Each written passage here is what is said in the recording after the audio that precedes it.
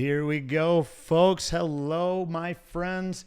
Welcome to episode 18 of the A to G show, live from the M Factor Studios here in downtown Jackson, Michigan. I'm Adam Amble. Thanks for joining us here live on Facebook on yet another decent Wednesday evening here in J-Town. We got Spitfire coming right up, so make sure you voice your opinions during the conversation. Of course, call the three a little later. Joining me tonight for his second week in a row, did a great job last week, is Jeff Collier. Collier, welcome back, buddy. Yeah, thanks, Adam. Glad to be back. Awesome. Good to see you, buddy. Again, we'll go over some great topics again tonight. Glad to see you sit in tonight. Garrett has some things going on this weekend, has to rest the voice again, apparently, or did he lose his voice? Off and decides he needs to book 5 shows in one weekend. So yeah, good for him. Good for him, though. We're proud of him and stuff like that. So yeah, we'll get over it, or we'll get on it at the end of the show, see where exactly he's playing and stuff like that. But we'll start right off this week with some Michigan headlines, and that is the Wolverines have advanced to the College World Series. The College Baseball World Series is the first time since 1984. Pretty impressive after beating the number 1 seed UCLA 4-2 last Monday in the best-of-3 series. This will be Michigan's 8th appearance to the College World Series. They'll square off against Texas Tech Saturday at 2 p.m. live from Omaha, Nebraska. Make sure to tune in, cheer on the fellas. I'm pretty excited to tune in as well. It's a kind of a dead time minus the NBA championship that's going on right now. But that, who knows, that could be over by Saturday, right, Collier? You never know. I always enjoyed the College World Series as a kid back at Rosenblatt Stadium and whatnot. Just insane scores back in the day. You ever watch the College World Series back in the day, Collier? I guess the good thing about Michigan being in there is it's a Midwest school, which you don't see a lot. And a Big Ten school, luckily. That's right. Always nice. And Southern schools have the advantage when it comes to baseball and the amount of time they get to play and everything. Yeah. Yep. Well, we're cheering them on. I know Mr. Collier here is a avid MSU fan, but like he said, maybe he'll root on the boys in blue, sure. regardless of Big Ten team. And especially in baseball, it's not like we got any beef really in baseball, right? So let's jump right in it, guys. Again, welcome to the A to G show. Jeff Collier sitting in for Garrett. Papa Collier, if you want to call him that, whatever. But glad you're here. We're going to hop right into Spitfire, guys, and let's see. We'll rock with the first question. I'll go first here, Collier, and it's kind of more recent. Kevin Durant went down with an injury again. I don't know if you watched the game at all, Collier, but basically goes down with a calf rupture. It was confirmed Monday night, and I guess my question will be: do you feel that it's right to push a comeback when you're injured? Regardless if it's a pro sport, regardless, I'm sure you have, I know I have, regardless of you're just not ready to play, but he was getting a lot of pressure to play and stuff like that. What do you feel about athletes coming back too early on injury when it comes to, I'll say all sports, not just professional sports? What do you think? Well, to me, it depends on whose decision it was, whose choice it ultimately was. Like you said, you and I have both tried to run through injuries, try to get through injuries. Not the smartest thing, but your own choice. Now, if it was his choice, they definitely need him. Looking at a elimination game, so he wanted to come back and see what he could do. If it was his choice, I have no issue with it. More power to him, trying to help the team. But like you said, there was probably some pressure in that. That's not right. That's really what I've been hearing. Yeah, exactly. I really think there was. And to be honest with you, as a professional athlete, these guys want to play. There's a lot of people, how many times just that comes to mind, Kurt Gibson with the home run. Would you have felt that great about it had he not been hobbling along? Let's see. Tiger Woods has been playing with a bad back for forever. Aaron Rodgers is out there a lot of times just hobbling around, hobbling. What exactly... these guys are professional athletes. They're competitors. Like you just said, Collier, how many times have we ran through injuries and stuff like that? And I'm not even talking about back in high school. You know what I'm saying? I'm not even saying back in high school. We're talking just in our adult lives of running 5Ks, running marathons. How many times have you forced yourself to come back from an injury? Not force yourself, but, okay, I feel just good enough to actually play, and we're not getting paid for this stuff, right? Sure, so let's face it, it's very, very. I side with the player and stuff like that. Absolutely. Hopefully he got the right information is my thing. Hopefully he got the correct diagnosis and stuff like that. It was his other calf that, Right. that I mean, look got at injured. one of the but- greatest stories in Olympic history was Kerry Struggs hobbling down the runway and doing the flip over the bar. Oh, yeah, and, that you was know, winning yeah. the gold medal for the U.S. Obviously on an injured leg, that turned out well. But like I said, if it was his choice, then more power to him. If he was pressured, then I don't think that's. And I really don't think he was pressured. Obviously, he wants to leave his legacy, and I think what it really solidified is his staple with the Golden State Warriors. Because you think it always kind of felt like it was the Golden State Warriors plus KD. I don't think he ever felt really at home right there. I know you don't. I don't know how well you follow the NBA, Collier, but at the same time, is it right?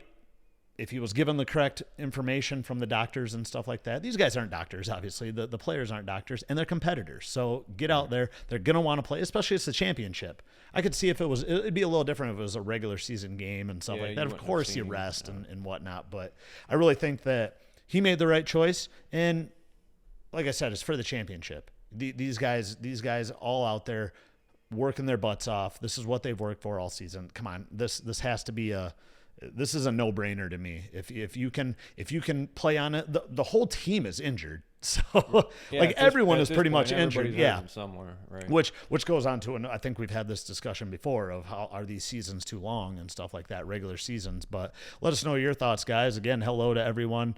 Sorry, we probably won't be talking a lot of hockey. I know there's a big game going on here soon, but just not a lot of hockey. We got some people joining in and stuff. So I appreciate the hockey game. I think started hour 7 ago. It looks like. I'm not sure. I don't know. Mr. Moshluck says he wants some hockey, but if the Red Wings aren't in it, I really don't care. So I don't know what you guys are watching out there. So what do you got, Collier? What's the next subject, that buddy? leads right into my first, and staying with the NBA. It's the finals, and I have not watched a minute. My question to you. What would make the NBA relevant again? I know Garrett's a huge NBA fan, and a lot of the younger kids are, but I'm just not a fan of that basketball, the type that's played. Is there something they can do to make the game relevant again for the 40 and over crowd to watch again? To be honest with you, Collier, I don't think that's their demographic anymore. I really don't. I think it's done for. Like you mentioned, like it's a little rough on me even, and I'm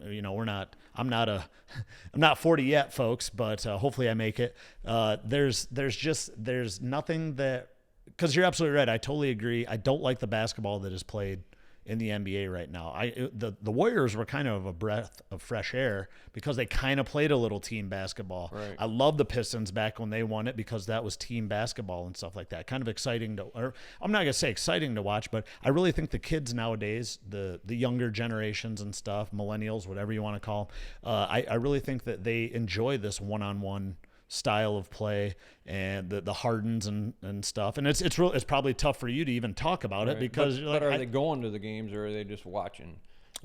I do know that these ratings for the NBA Finals have been terrible in the United States. Now we can't add the Canada's market and stuff like that, but if you do, then it's insane how the ratings are up there with every other NBA Finals, I guess. So I've been told. So I can't source that really, but the talk shows that I listen to and stuff like that, they say you could compare this to any other NBA Finals if you could include Canada. That's a whole country.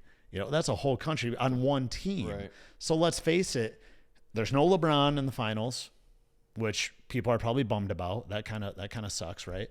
I don't really personally. I don't care because again, I'm kind of on your side too. I don't watch the games. I mean, what would make it more enjoyable to you? What is there a rule that can make it better for your generation to watch this? I just don't know if there is. It's tough. I don't know if there's a rule, but I think there's changes they can make as far as allowing what the players are allowed to get away with the officials. That needs to change before I'm going to watch it. If you touch LeBron's shorts, it's a foul, but he can run over anybody, and it's not a foul.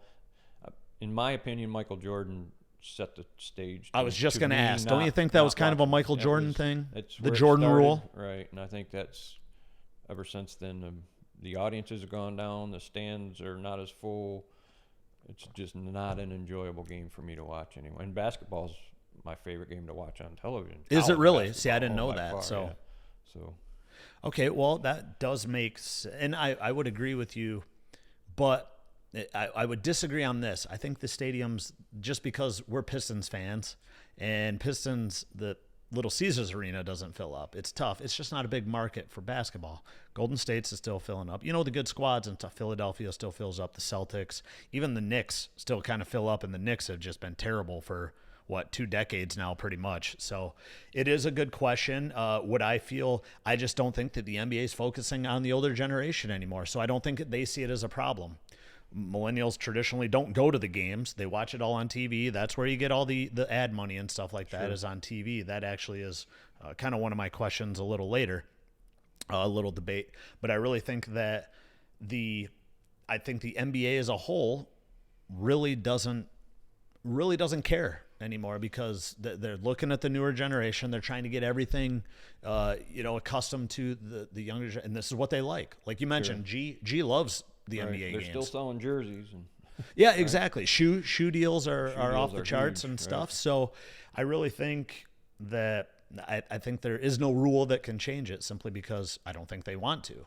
In their minds, they're probably, Adam Silver still thinks that they're doing just fantastic. And in our minds, they're not, because we don't watch it anymore, right? So we're basically thinking, oh, they're doing terrible. But if you really look at some of these stadiums or these arenas and stuff, they're still full. Ours isn't. The Pistons aren't. And did you watch a second of any Pistons game this year? I have not. Exactly. Case in point. And they made the playoffs. Granted, they weren't that great, but they still made the playoffs. That's another thing. The 8th seed. Yeah, but my point half the is, league makes the Tigers it. are terrible, but I still watch. The Tigers are terrible, but I still go to a couple games a year. Oh, that's baseball for you, right? That's baseball for you. And personally, I would much rather watch the NBA right now than I would the Tigers. And that's where I'm on the fringe of what is more entertaining to me, because that's what it is. I've always liked baseball. I've always liked basketball. I've always liked football, especially watching them and stuff like that. Let us know your guys' thoughts. Mr. Keene thinks that Game 7 will happen in the finals, but we'll see. I mean, we got tomorrow night. That we'll see if the Raptors can pull it off. I know Mr. Keene probably listened to the Cowherd show on the way back from Stevensville today with me, so he's got a little insight on what's going on. But that leads us to our next question. Again, this is the A to G show. Thanks for tuning in, guys. Let us know your opinions and stuff like that. Don't be afraid to type in some comments. We really like to answer your questions and see your comments as well. I don't care what your opinion is and stuff like that. That's the fun of the show. So don't be afraid to type in and let us know your thoughts. The first one was, is it okay for an athlete to push an injury? And second one was, how does the NBA come back for the older crowd, if you want to call them that? So I'm going to fire right back at you. This is still the NBA, and I'm sure you've seen this all over social media and sports shows and stuff like that. That was when KD went down with that injury, the Toronto fans cheering a little bit. I think this has been blown way out of proportion. Personally, what do you think, Collier? I agree. At that point, they had no idea the severity of the injury. I'm sure it was just a spontaneous type instant reaction to cheer. It's a situation where, they're in the finals. Golden State's the team for the last decade. They're up. Yeah. They're up 3-1. They're looking at a chance to win the whole thing. It's not good sportsmanship, but I can understand the fact that they did it, and it has been blown way out. I mean, it was literally 15 seconds of them cheering. Then the Raptors squad showed great sportsmanship, and basically it was like quiet them down, and that was awesome. But at the same time, I think they would have anyway, because then they would have been like, oh, this is not cool. Especially Canadians, what the heck? They're such nice people, right? Such docile people. Yeah, anyway. Exactly. And you're right. I totally agree. They were caught up in the heat of the moment. They're possibly their first ever NBA championship. Sure. In franchise history, and that happens. I think they just got caught up in the moment, and really, I think it's been blown out of proportion. Now, this hasn't been the first time like fans would cheer for an injury and stuff like that. There's been a lot of times where again, I think it's kind of malicious, but that happens here in the States and stuff like that, where a player goes down and deep down, you're not going to cheer, but you're kind of like, I'm yeah, not unhappy yeah, about it, right? exactly, exactly. And I think there's a difference between cheering and obviously, okay, well, worse things could happen, right? You kind of brush it off as a fan for the other team, especially if it's a rivalry and stuff like that. You know, I'll be honest, back in the day, what was it, Smoker and who's your quarter, Stanton? You know, they used to go down against Michigan all the time, those quarterbacks. And at the same, I was like, all right, well, that's game. That's it, because that's all they had. And you never. Now in my older age, that was kind of immature and stuff like that, well, because I hate one of the Michigan State games. I think when Stanton went down at Michigan, we had to put Dowdell in, who had no business. Dowdell, you guys should still have him. That would be be awesome. Him and Todd Schultz. That would be awesome. So yeah, I just had Schultz. Yeah, the one-handed interception by Seawood, by Uncle Chuck there. So yeah, fans cheering for an injury. Obviously, this one has been blown way out of proportion, but it does happen. Of course, I would assume that you totally 100% disagree with this, right? 100%. Right. Absolutely. There's no room for it. Let us know your thoughts. I see G just joined in. G, what do you got on it, buddy? From the younger generation there, let us know if that is it's classless in my opinion, but again, this instance was just blown out of proportion. That's all there is to it. So what do you got next there, Collier? So a little bit about same type of subject, taunting. Okay. I was watching the Tigers pregame before I came over. Seems to be a lot of bat flipping after home runs, and now there seems to be like a couple batters with certain pitchers that it's become personal. If they get that home run off that pitcher, they'll do the extra bat flip or the extra slow walk.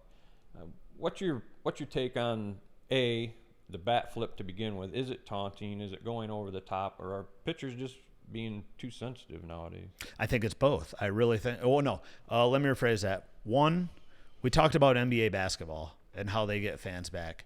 Two, they literally put out an ad that said "Let the boys play." Right. You know what I mean? Let the boys play. And I think they need to excite. They need. I know maybe as an old school guy, Collier, you may not like that. It is taunting. Of course it is. But I think that's what the league needs. You need some of those bad boys and stuff like that. Look at NASCAR right now. NASCAR, not to change the subject, but NASCAR's dying because we don't have any rivalries. We don't have any bad boys of the sport anymore. We don't have the Jeff Gordon going against Dale Earnhardt and stuff like that. We just don't have it. There's no who are you going to root for, really, and stuff like that? I mean, you had Kyle Busch, so now he's lightened up since he had a child and is married and stuff like that. But I really think in baseball, I love when they flip the bat. I love when they stare down the pitcher. Right. I love that. The guy, what was it, earlier this week against the Giants and it was the Dodgers, right? Yeah. That guy hit it. He's like, go find it in the ocean. Go get it in the ocean. Yeah, go get it in the ocean. That was awesome. Right. That was fantastic. I really believe. And then, they got a little chippy and stuff. I don't see anything wrong with that. Well, I like Jack Morris's take today. He's like, as a pitcher, it's not the batter's fault he hit a home run. I threw the pitch. Next time, throw a better pitch. Yeah. Make him uncomfortable in the batter's box. Don't necessarily go after him, but make him a little uncomfortable. It's not his fault. I threw a pitch down the middle and he hit it out of the stadium. And you know what's funny about that too, Collier, is he literally, what did he do? Like stare down the pitcher, or he has celebrated it for 0.5 seconds. The pitcher took exception, and then he started chatting, which I love it though. I love it. Right. I absolutely love it. Yeah, you're G. Welcome again. I'd like your. Garrett says, "What up? Feel for KD and grown adults have no business acting like that across the board." Of course, that's kind of what we said, and he's kind of on my side. Well, maybe you agree. What do you think, Collier? I'll wait to listen to G's response real quick, or I'll wait for your response before we answer back to G.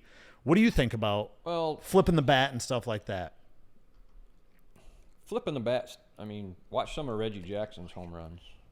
I mean, Reggie Jackson started it almost back in the day. You can see him. Ken Griffey Jr. was the same. I'm not against it at all. It's a difficult thing to hit a home run off a major league pitcher. And in the heat of the moment again, a big game, a big rivalry, I'm not against it. I don't think it's taunting, and it's a celebration of doing what you're paid to do. I Yeah, guess, so you're okay right? with it. Oh, yeah. You're okay with it. And do you think MLB needs it? I think so. Absolutely. Because don't you agree Without they're a kind of doubt. dying as well? Yeah. It's tough. It's these sports, football and basketball are literally taking. I mean, football's just has always been there, but let's face it, NBA basketball for your generation and stuff like that, you just don't care much for it. So Garrett says, pimp every home run. You go yard, you get to act some type of way. Don't want them to bat flip. Sit them down. And like we said, they literally had it. The MLB put out an ad before the season that literally said, let the boys be boys, let them play and stuff like that. Okay, well, they better stick to their guns. That's all. Scott Slack, thanks for watching, buddy. Says, if you don't want me to watch the ball, you can go get it out of the ocean. Yep, exactly. I thought that was fantastic. That's exactly what we need. That's exactly what baseball needs. They need those rivalries and stuff like that. And guess what? Hey, the pitchers can beat them too the next inning. Oh, yeah. I mean, you got to watch out what you say and stuff like that if you don't want to get beaned and whatnot. So good for that. I love it. I think they need more of it, and I wish they would have more of it. I wish these guys would show a little bit of emotion. I mean, you just hit it. If you hit a 95-mile-an-hour fastball out of the park, I'm sorry, you should be able to celebrate. Literally out of the park, right? Literally into the Pacific Ocean, folks. There's a cove, right? It's a cove over there, but still, same water, folks. Same water. All right, cool. Well, thanks for watching the A to G show tonight. Jeff Collier sitting in for Garrett Collier. Again, leave us your comments. We really appreciate you watching. Let's move on to the next subject. And G, you might want to listen to this one too. I'm sure you'll have some feedback. U.S. Women's World Cup team destroyed Thailand 13-0 and have been under some criticism for celebrating that win and setting a World Cup record. Do you agree with the scrutiny that they have been taking? Not one bit. I mean, I thought there was qualifications to get into this thing. I mean, why is Thailand even in the World Cup? Why? I watched Cameroon and Canada for a few minutes the other day, and Cameroon looked like I was coaching them. They had no clue what was going on. I guess the qualifications need to get a little stiffer if you're going to have an issue with a 13-0 score. I mean, you have the best team in the tournament versus a team that probably shouldn't be in the tournament. I don't have any problem with it at all. It's not a question, and G was like, show no mercy as professional sports. The question isn't whether it was right to run up the score. The question was, on that 13th goal, they were celebrating just as hard as they were on the first goal. I also have no problem with it because I've listened to some sports shows and stuff like that, and they bring up a good point of who's to say Thailand took offense to that? Because let's flip it. What if Thailand beat us 13-0? We would still be under scrutiny. Oh, you overlooked Thailand. Oh, you guys were overconfident and stuff like that. When you are a power in a sport, you will take scrutiny regardless of what you do. Regardless of what you do. Some of these girls are 20 years old, and they're in their first World Cup, and they just set a record in a World Cup. They set a record in a World Cup. You better be celebrating that. You better be celebrating. I don't care who it's against. Who's to say Thailand just wasn't happy to be on the same field as the United States and stuff like that? Like you just mentioned, they had no business being in the World Cup. Right. What are the qualifications? I have no idea what the qualifications are because I know Collier's probably right there with me. We don't care much for soccer, but at the same time, this is fun. I do like the Women's World Cup. I'll probably tune into their next game and stuff like that. Today we were working and whatnot, or yesterday. Yesterday we were working and stuff like that. But at the same time, I'm sorry. I 100% agree with them celebrating. I don't agree with the scrutiny, but I understand that they're going to get it. They're going to get it. When you are the United States in everything, it doesn't matter if it's cultural, it doesn't matter if it's athletics, political, it doesn't matter. The United States will always be scrutiny. Why? Because they are the power. They're the leader, right? They're the power of that, of what's going on. And I really feel regardless, if they would have lost 13-0, scrutiny. If they would have won, or they did win 13-0, they get the criticism and stuff like that for celebrating a butt whooping. And I'm sorry, they should. They put in years of hard work for this. I'm sorry, 13-0, setting a record. Let's not forget that. They're setting a record. And here's another, the coach was under criticism as well. You can only sub 3 people through the whole game. Right. So what are you going to do? Just stop playing, just kick it backwards away from them. I mean, once they got high enough, I think their goal was the record. that's why they celebrated Yeah. so much. Once they got to 10, they're probably thinking, well, let's get the record. Yeah, that's a good point, Collier. That's a really good point. They got pretty close. You know what? We got a shot to do this. We got a shot to get the record, right? Let's go in the record books because guess what? We are the best team. So, and like I said, think about those youngins. It's their first World Cup and stuff like that. How cool is that? How awesome is that? Yeah. They better be celebrating. I'd be disappointed if they didn't celebrate, actually, to be honest with you. I think that's ridiculous. And I really think we'll see. They play, Chile on Sunday. Chile, whatever, however you want to, Chile as most people call it. But I think it was a dominant performance, and they have every right to I agree. to celebrate and stuff. So you don't disagree with that? Don't have any issue with it. Okay, great. I thought you might, Collier. I thought you might have a little pushback on that. No. Garrett Collier says was only 3-0 at halftime. Second half was a rout. That's a good point. Only up 3-0. I mean, let's face it, 13-0. I don't think you're going to come back from that, but you never know. Especially Thailand. I don't think that's a possibility. But what do you got? What do you got next, Collier? Well, to go along with the College World Series, my dad shot me a little note today.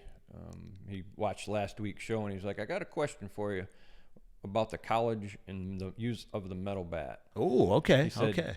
How much do you think it affects the increased batting averages with the use of the metal bat, and what's your opinion on the use of the metal bat in college? 100% helps out. Actually, I just had this question tonight with buddy Big Joe. He said, how much does, actually it's kind of vice versa, kind of the opposite. How much does what does wood bats, how does wood bats affect like a college player going into the pros? I said 100%. 75% of the people coming out of college can't do the wood bat. I think we brought up Drew Henson. Drew Henson was an amazing high school player, amazing college football player, but he's how many state records does he have with an aluminum bat? Just who knows, right? Almost home runs, slugging percentage, average, triples, all that stuff, career, season, all of that stuff. What do I think about the aluminum bats? I think now, first of all, I'd love to see it in the pros because I think that would. But again, a lot of you'll kill the third baseman probably because these guys will just rip it, right? But I remember my opinion of the aluminum bat. I'm for it. I love the aluminum bats in college and stuff like that. Practice with a wood bat if you want to.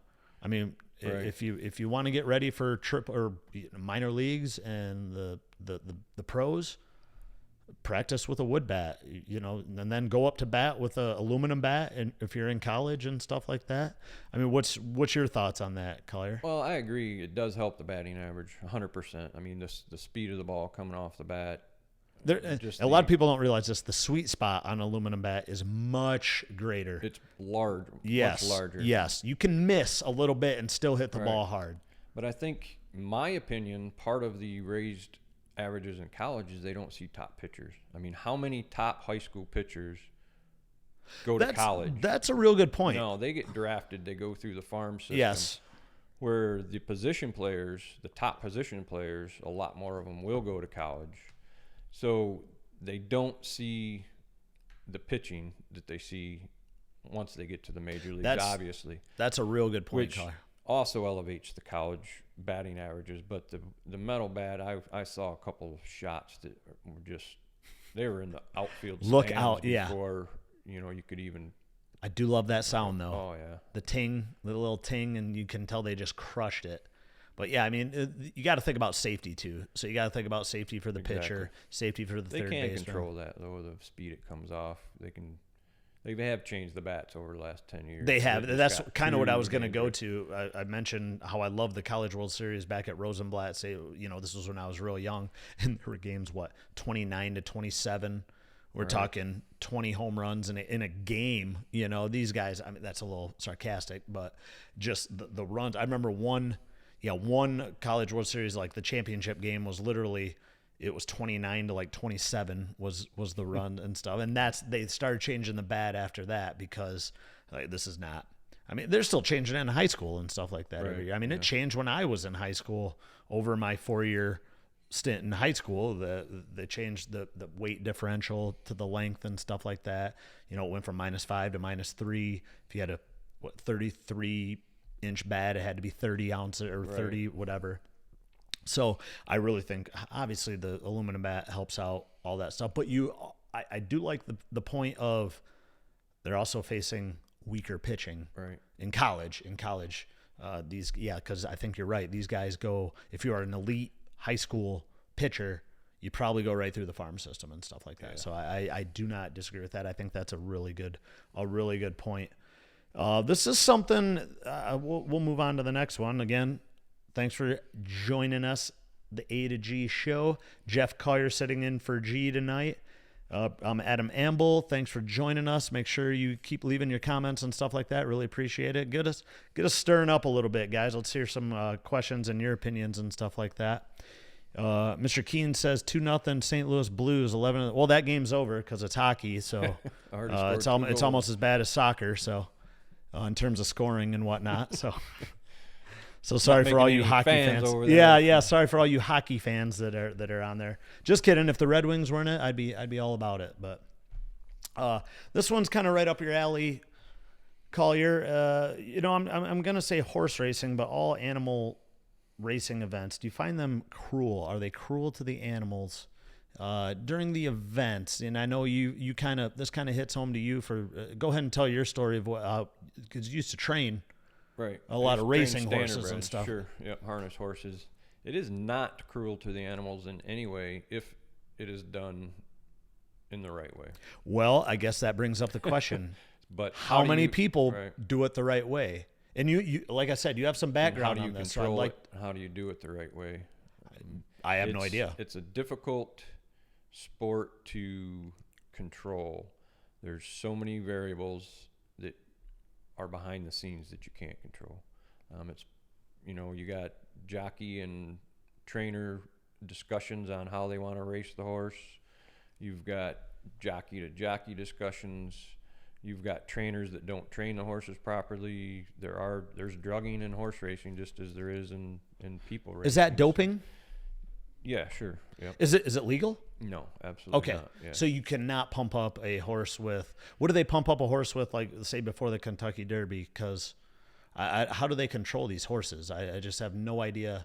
Right. Like, I mean, they got to pump them with some sort of drugs, I would assume. Yeah, there's all. I mean, you push the limit, I assume. Different drugs, they give them for different things. Buterol was a big one that's illegal in some states. It's not in others. Just different things.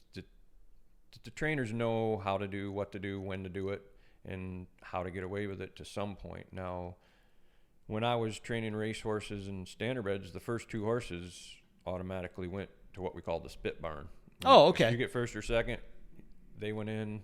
Drug test, basically? Yeah, state paid veterinarian was there to do a urine test. They had to pee in a cup. We called it the spit barn, and you had to sit there for however long it took your horse to. Okay, take see, care I didn't of know business. that. I did not know that. But the results obviously came day 2, 3 days later, and there were purses taken away and punishment that way.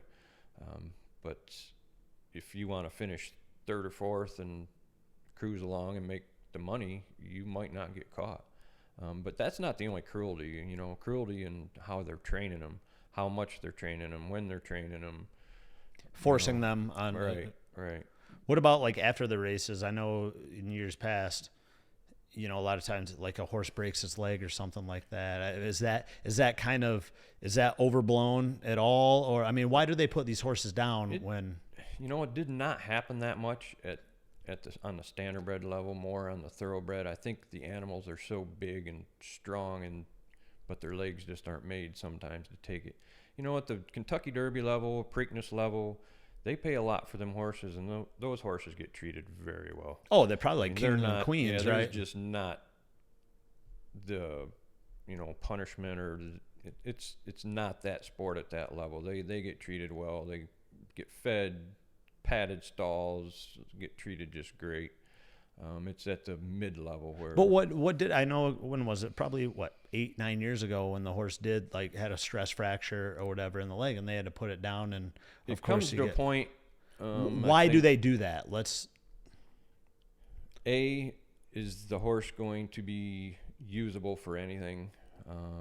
If it's if it's already a gelding, you can't breed it, so it's just going to walk around. You don't want to spend the money costs a lot to maintain a horse. I know, but is that our choice? Is that the greatest thing? No, maybe that's the question. I think that's pretty more cruel. Of a question actually, is at what point is it okay to euthanize an animal?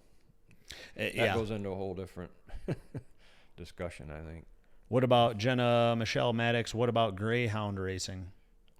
I've never been to a dog race. I'll never go to a dog race. I don't agree with that at all. Really? But you agree with the horse racing? Yeah, for sure. It's a completely different animal. That's interesting. Yeah. Still animals, right? And I understand you. Like I said, you have the background on it. So, in my mind, I do feel that it is cruel for the animals. I'm not a PETA supporter by any means. Right. Stuff like that. I do feel it is cruel for us to do these things to animals because of kind of what you just said. Like, who is it? We raise these horses. The owner raises these horses, and of course, spend a lot of money on them, like more money than probably ever make in a lifetime. Sure. And they break a leg or something like that, and boom, it's up to a human being to decide because you put them in that situation. It's up to a human being to say, well, okay, I just don't want to pay for you anymore, or you're just going to be walking around like a lot of horses just do, right, regardless. You know what I mean? And I guess in terms of the greyhounds, Jenna says they starve the greyhounds and make them chase rabbits. Not good. Of course, I'm kind of on that same page, but I still think it's same, whipping the horses as they go, stuff like that. It just looks cruel. I know it's an old school sport back to ancient times, with the harness racing and stuff like that.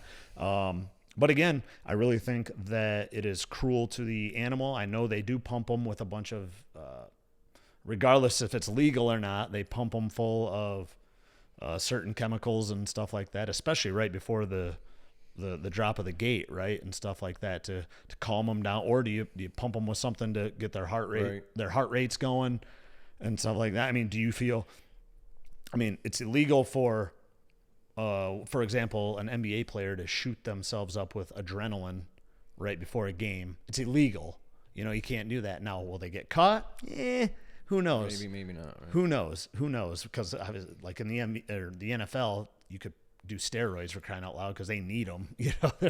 Like recovery steroids and stuff like that. But when it comes to the animals, I really do feel that it's cruel on them because that's like it's not like you mentioned, they do get treated very, very well.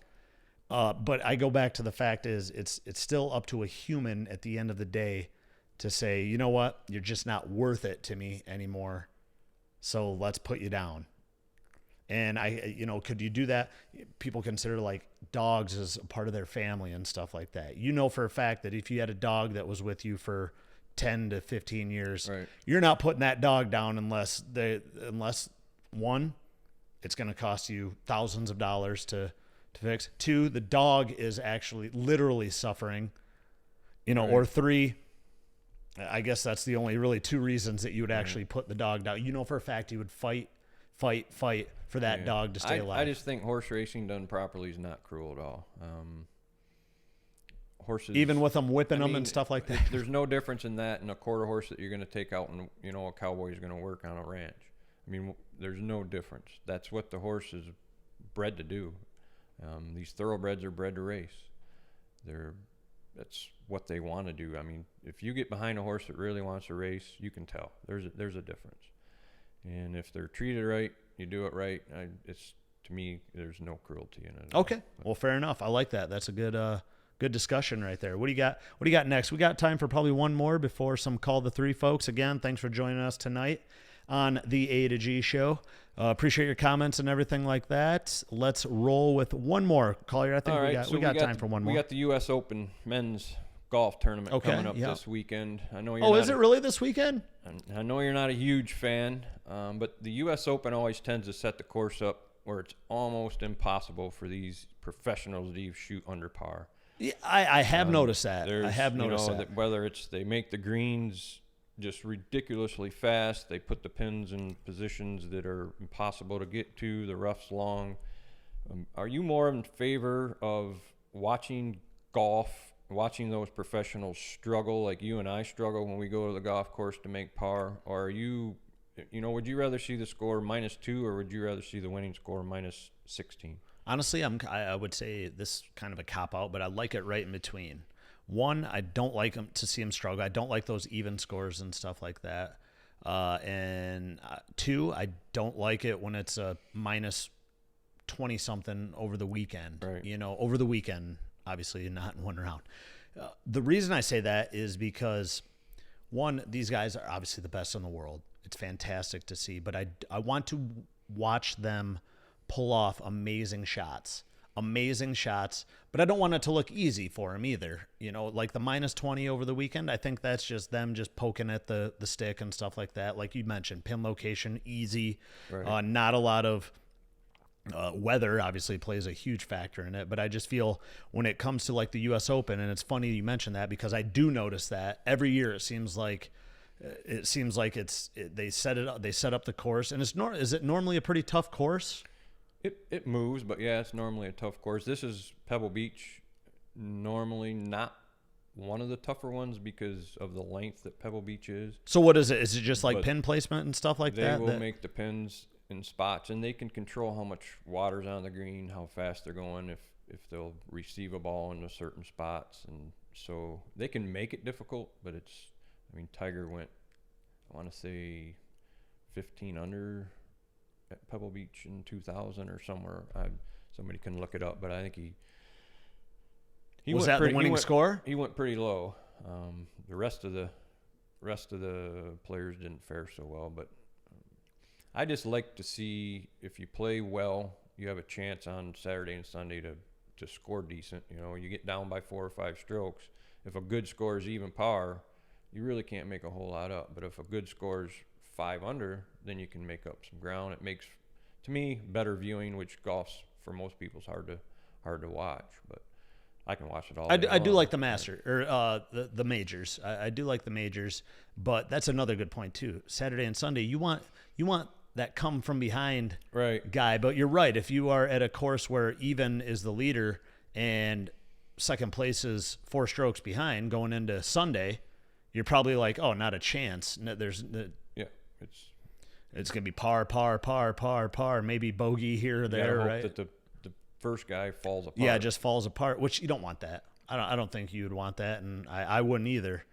But I'm kind of right there. I think me and you are on the same page on this one, where you kind of want to see. You don't want to see the blowouts. Obviously, you don't want to see these guys just absolutely shred a course because you don't get to see their true skill. Right. I mean, don't get me wrong. That takes a lot of skill and stuff like we couldn't do it.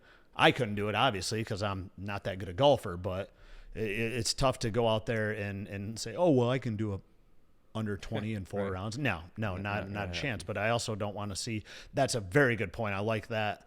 You want Saturday and Sunday to mean something and to be close. You want those 4 or 5 golfers to be within reach of each You other. don't necessarily want the top guy to fall apart. You Right. want the other guys to. Exactly. Play well. You want to see their skill. Yeah, great question, though.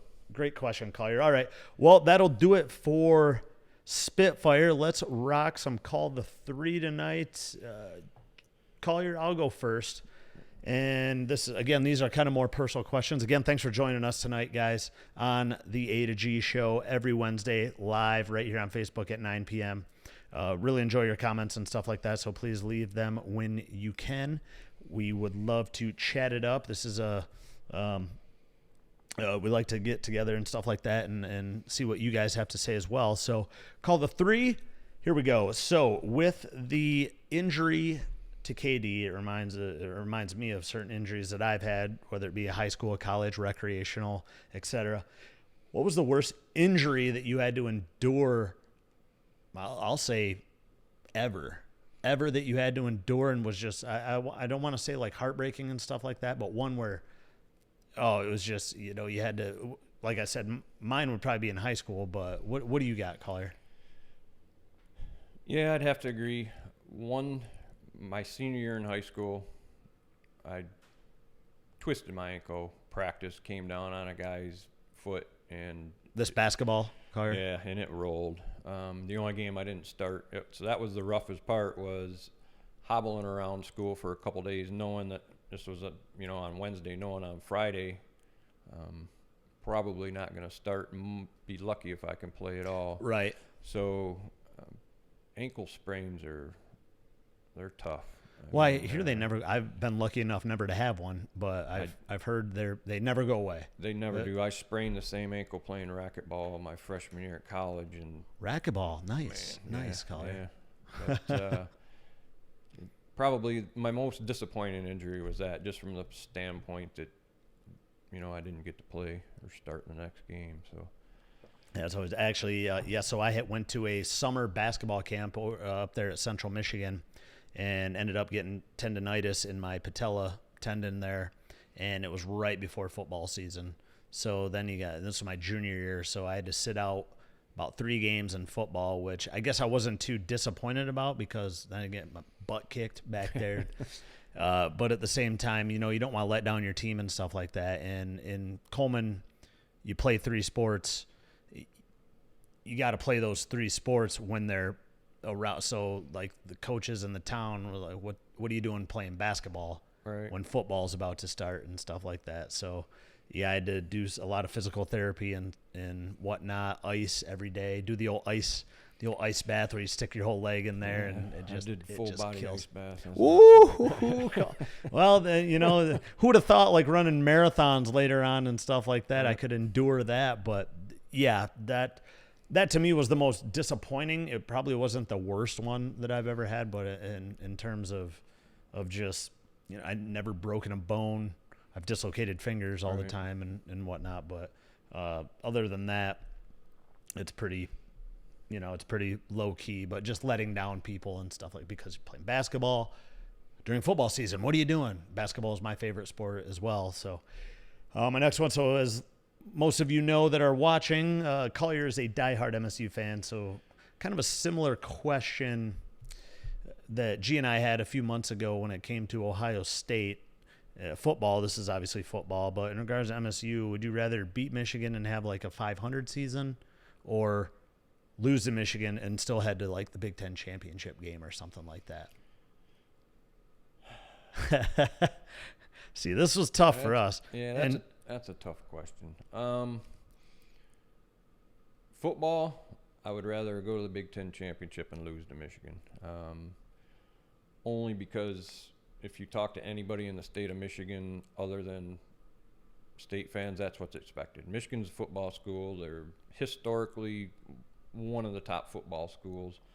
To lose to Michigan sucks as a state fan, but it's not a bad loss.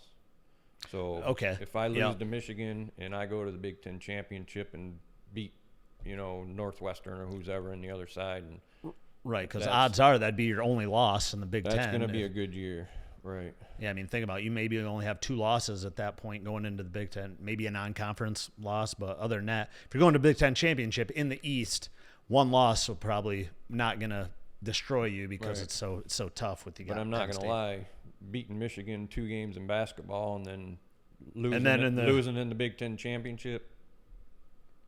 And not a lot of emphasis really on the Big Ten championship, right? In basketball. In football, obviously, that's your make or break for the playoffs. You got 1 game in the big. If you think the Big Ten championship in basketball, yeah, it's cool, it's great, it's because it extends your season, right? That's the whole reason I loved when Michigan went back to back in Big Ten championships, tournament wise. Why? Because I got to see them play that Thursday, Friday, Saturday, Sunday. I thought it was great. Yeah, exactly. I thought it was great. So I really, when it came to me, again, MSU football is not really on my radar. Ohio State, that was our question, was would you rather beat Ohio State? Yes, now, for crying out loud. just give us a win against Ohio State. I'll go 1-12 or whatever, 1-11, and just beat Ohio State. Oh, could you imagine if we'll never be over, but could you imagine if we were just terrible, like back in the Rich Rod era, and we beat Ohio State? Oh, that would be fantastic.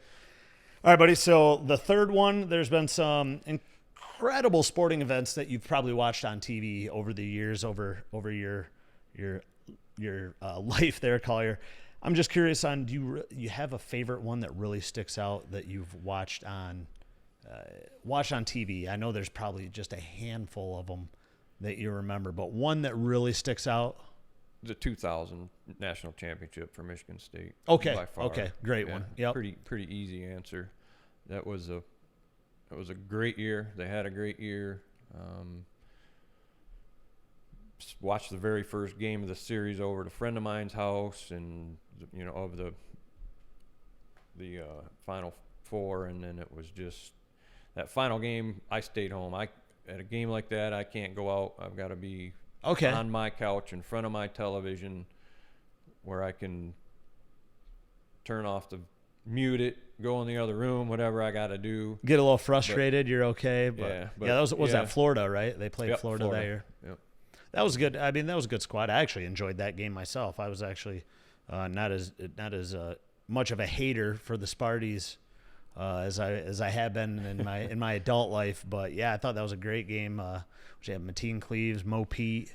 Right. Yep. One of my favorite Michigan State players was A.J. Granger of all time. The Grange, Findlay, Ohio. Yeah. So I enjoyed that, and plus I hate the SEC and ACC, so just terrible. But yeah, there's been a few for me. One was the Michigan-Kansas game a couple years back with Trey Burke. We were all at Hunt Club. Pretty much everyone.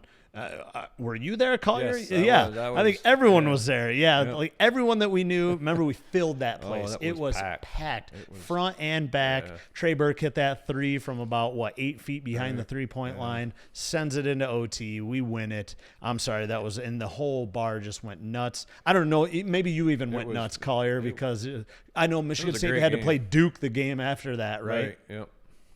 So yeah, that was a big one. That was fantastic. And then second was probably the Michigan-Ohio State game.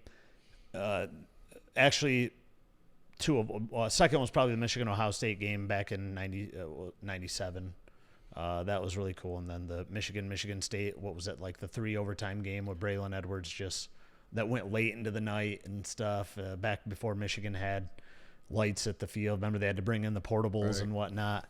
Yeah, but that was pretty cool. It was at Chad Henney's freshman year, actually. So yeah, there was some couple good ones. All right, buddy, what do you got for me over there? Well, my first one's kind of related to your last one, except for I had down the favorite sporting event that you've ever been to. Oh, I like that. Sporting event or game, and why? With ease, Collier, and I'm sure yours might be kind of similar. It was the first Michigan game with my dad. I went over this on my podcast. Actually, I remember that day just vividly. My dad, I came home on that Friday. It's actually a really good story. I came home from school that Friday, and my dad, I saw the tickets on the table. I'd never been to the Big House before, and it was just fantastic. I was so happy. We were going down with my cousins, Phil and Steve, and we used to go on trips all the time together and whatnot. But that morning, my dad came into my room to wake me up, and he started flickering the lights to the Michigan fight song, and Hail to the Victors and stuff. And we went down. I remember we went to Blimpie Subs to get dinner down or lunch down there in Ann Arbor, and just walking into that stadium. It's when you're a fan of a team for so long, and growing up in mid-Michigan, I'd never been to Ann Arbor before, and that's a 2-hour drive, when you're young. And just seeing that stadium on TV all the time is so huge. Huge, over 100. At that time, it was only, 102,000 that would fit in there. And I remember the first time walking into that stadium, I'll tell you what, Collier, just goosebumps. And I remember we were playing Eastern Michigan, so not a great game, but still, it was the first time to the Big House. Of course, it was packed, and just an amazing memory with my dad and stuff like that. So that's hands down. There's not even one even close to that. So what about you, buddy? Well, my favorite one. I was actually at the game when Pete Rose broke Ty Cobb's record. That's pretty impressive. That was pretty. Holy cool. moly! Yeah. Went down there with my ex-brother-in-law. Actually, I was visiting Cheryl and Ken when they were married, and actually went the night before. We got tickets, went down there the night before. He went over, so found some tickets. We drove down the next night, and that's when he got the hit that broke it. And that, just the atmosphere and the noise, and as the excitement for so long. I mean, it was standing ovation. Oh, that's fantastic. For 5 minutes, and then his son came out. His son was young at the time, came out, ran to first base, and he gave him a big hug. And Oh, wow. the whole crowd, again, it was back standing ovation. But just to see that record, because it had stood for so long. That's a long one. Well, Ty Cobb, right? Yeah, and I was Yeah. you know, I was brought up a baseball kid. My dad loves the game of baseball, so that made it even better because I was a Charlie Hustle fan. I mean, he belongs in the Hall of Fame. I don't know what your thoughts are on that, but yes, he does. but Hands down. That was an exciting game, and you know, obviously more for the historical part of it, but it was just fun to be at.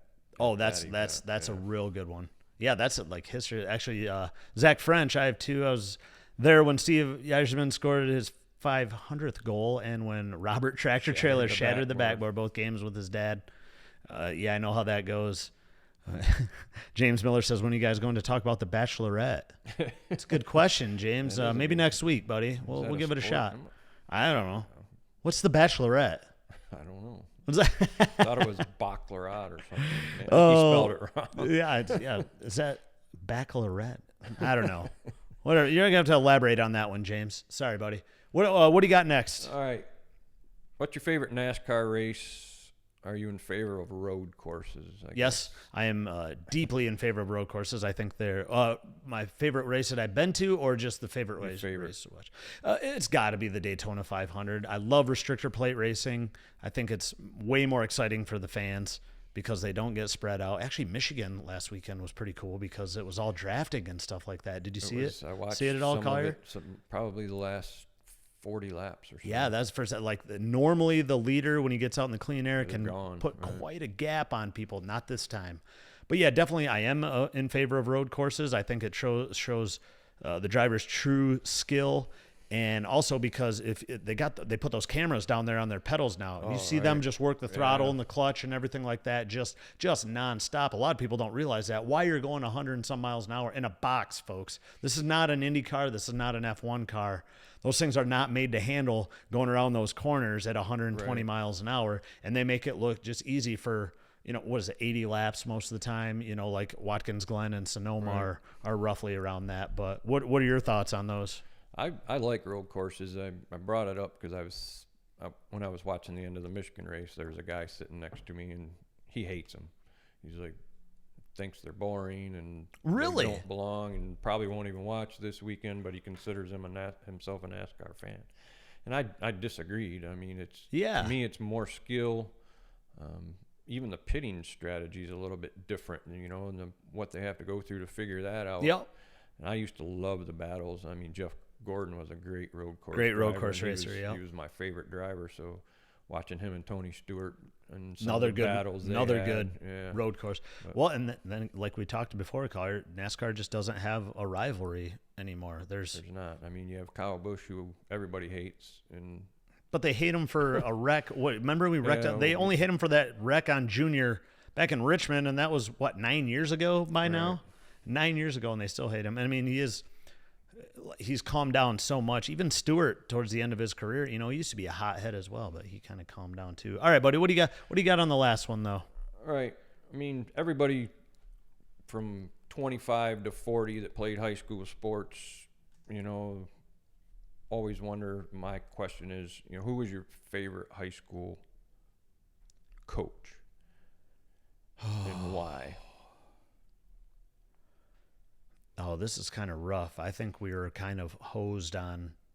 Apologize if anyone's watching, but from Coleman. But I think we were kind of hosed on all of our. Actually, probably Coach Allball. He was our football coach. He was a great baseball coach, but he wasn't our baseball coach. He led our Coleman High School to the '93 state championship in baseball. Great hitting coach, great pitching coach. But in high school, I just didn't have, like, our basketball coach. He was a big man, so he really didn't, and we were all mites. So he really, we ran a 4-guard set, but he still tried to slow it down. Like, no, we need to run. We're a bunch of short white boys against farm boys and stuff like that just pound it down low. And our baseball coach was, we had great teams in baseball, and he was severely underachieving. Didn't make a lot of the right calls, and especially when it came to like pitching decisions and stuff like that. It almost like he wanted the season to end early and stuff like. I'm not quoting, that's just speculation and a lot of people in Coleman, but when it comes to favorite coach, probably Coach Allball. And he realized, I was a quarterback I was on varsity my sophomore year. And like I mentioned, we did not win a game my freshman year, sophomore year, or junior year, and we just got destroyed. Luckily, I got to sit out about 3 games my junior year because there's no way I wanted to get injured for basketball. But our junior year, he finally introduced the spread. So it was great for me because I was a good thrower. I just never had time to throw the ball. And we were running like the veer at first. I was like, we're not fast. We're not fast enough to run the veer. And he introduced the spread, and I really started to enjoy football. And, it was new. So when I remember I threw an interception, 3 straight interceptions to the same guy against Houghton Lake my senior year. But I was like, Coach, I just can't make the read. He's hiding behind the defensive end. And to be honest with you, he just really, he was right there. He wasn't the yelling type. He wasn't like, geez, what are you, terrible and stuff like that, because we weren't that good. But who do you got? You got a favorite coach back in high school, or? Easily my cross-country coach. Okay. Yeah. Had he been there for a long time? Well, he had. Actually, there. Jackson was big in cross-country, the area, and it's basically because of, Jackson High had a great coach, Mr. Janke, and then our coach, Mr. Schultz. They were kind of before their time with track work and speed work and tempo work, but I wouldn't even have run cross-country if it wasn't for Mr. Schultz. Yeah, I had him. Did he make it fun? He's my favorite teacher in middle school. I played football, but I was too small. It was August just before my freshman year of high school, and I'm just out pedaling my bike up and down the road. And he worked Marine Patrol in the summertime. Okay. He was coming off Clark Lake and saw me riding my bike, pulled over, and he's like, "What are you doing?" I said, "Riding my bike." He said, "Well, cross-country practice tonight. Be there." I'm like, I've never run over 100 meters in my life. So went home, told my mom, Mr. Schultz wants me at cross-country tonight. And so she took me up to school. Yeah. And all 4 years, right? Yep. All 4 years? 4 years. Well, obviously it stuck. Being my best sport, right? Obviously it stuck, so that's pretty sweet. High school coaches can be good influences and they can be bad influences. I agree. So I agree. It was good to have somebody that was a good influence. So. I 100% agree with that, and luckily, and I'm not saying my coaches were bad influences.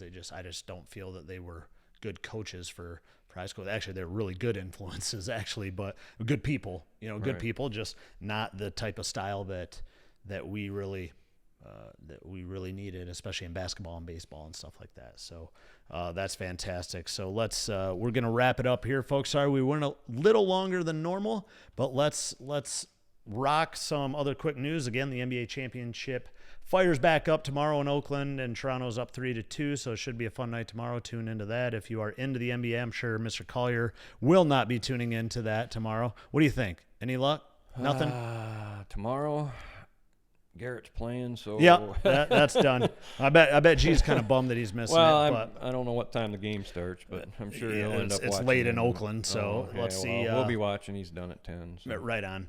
Again, Michigan baseball Saturday at 2 p.m. in the College World Series. The U.S. women's soccer team plays Chile Sunday at noon. And I want to give a shout-out, speaking of high school, I want to give a shout-out to the Coleman softball team. They made it to the D4 semifinals, destroying Holton 10-0 in 6 on Tuesday in the quarterfinals. They'll play Kalamazoo Christian Friday, 10 a.m., up there at MSU now. It used to be in Battle Creek, but now it's up at MSU. Make sure to go cheer on the Lady Comets. Collier, it sounds like you'll be probably heading to wherever Garrett's heading the rest of the weekend, or? For sure. Garrett's playing tomorrow at 1 North here in Jackson.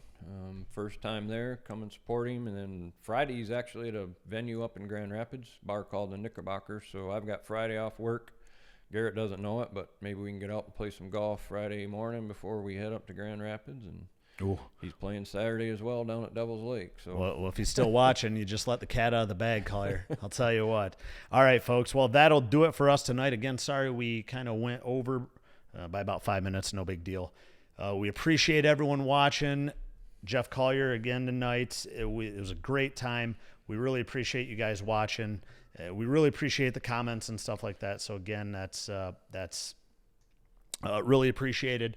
We will be back here next Wednesday. I don't know if Mr. Collier over here will be back. Hopefully Garrett can join us, come back to his seat. But Right. Collier's been doing a great job. Really appreciate you being here, buddy, helping out and stuff like Appreciate you that. having me. Enjoy it. Yep. Next Wednesday, right here, live on Facebook at 9 p.m. Again, the podcast will be out later this week, and you can also go check us out on YouTube. This episode will be out probably Friday, Saturday. Again, I'm going to try to make it at the same time every week, just so you guys can get in you don't have to watch us live and stuff like that. You can always just tune into SoundCloud or iTunes and check us out there. Again, really appreciate it. We will see you guys next Wednesday. Have a great weekend, everyone.